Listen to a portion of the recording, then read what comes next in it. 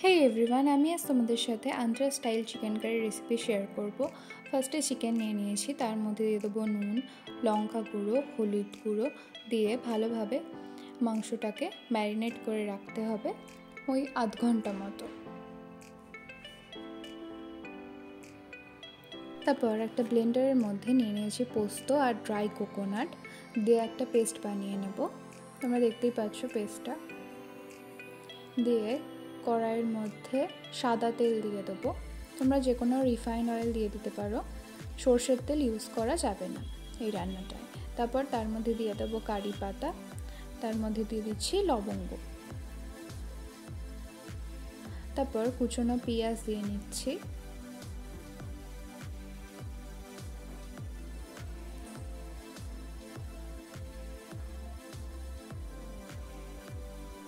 পেঁয়াজটা ভালোভাবে একটুখানি ভেজে নিতে হবে, যতক্ষণ না লালচে হয়ে আসছে ততক্ষণ অবধি। আর তার আগে আমি একটা লঙ্কা দিয়েছিলাম তেলের মধ্যেই। তারপর এখানে দিয়ে দিচ্ছি আদা রসুনের পেস্ট দিয়ে ভালোভাবে মশলাটাকে কষিয়ে নিচ্ছি।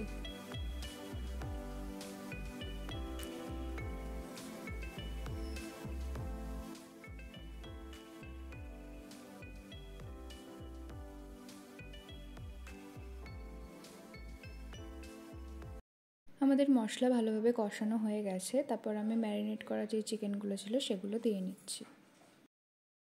চিকেনের সাথে সমস্ত মশলা ভালোভাবে মিশিয়ে নিতে হবে, দিয়ে আস্তে আস্তে কষে নিতে হবে। আর আমি এই চিকেনের মধ্যে দিয়ে দিচ্ছি অল্প পরিমাণ লঙ্কা গুঁড়ো আর নুন দিয়ে ভালোভাবে কষবো চিকেনটা যতক্ষণ না সেদ্ধ হচ্ছে।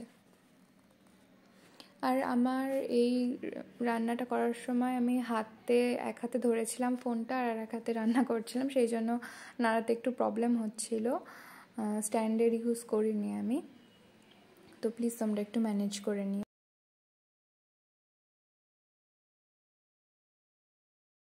আমাদের চিকেনটা ভালোভাবে মশলার সাথে মিশে গেছে। এবার আমি সামান্য পরিমাণে একটু জল দেবো যাতে চিকেনটা আরও ভালোভাবে একটু সেদ্ধ হয়ে যায়, দিয়ে ঢাকা দিয়ে রেখে দেবো।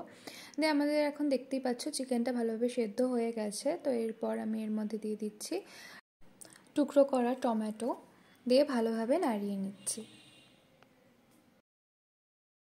আমাদের চিকেন ভালোভাবে সেদ্ধ হয়ে গেছে। দিয়ে তারপর আমরা এর মধ্যে দিয়ে দিচ্ছি পোস্ত আর নারকেলের যে পেস্টটা করে রেখেছিলাম সেইটা দিয়ে ভালোভাবে একটুখানি নেড়ে নেব, ভালোভাবে মিশিয়ে নিতে হবে।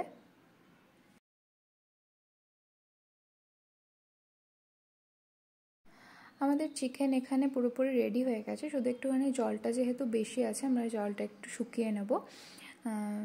তো দিয়ে নামিয়ে নিলেই তৈরি হয়ে যাবে আমাদের আন্ধ্রা স্টাইল চিকেন কারি।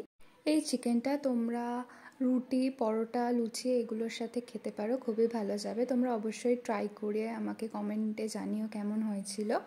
আর যদি এরকম রেসিপি আরও দেখতে চাও তাহলে আমার চ্যানেলটাকে অবশ্যই সাবস্ক্রাইব করে দিও। দেখা হচ্ছে অন্য কোনো ভিডিও নিয়ে। টাটা।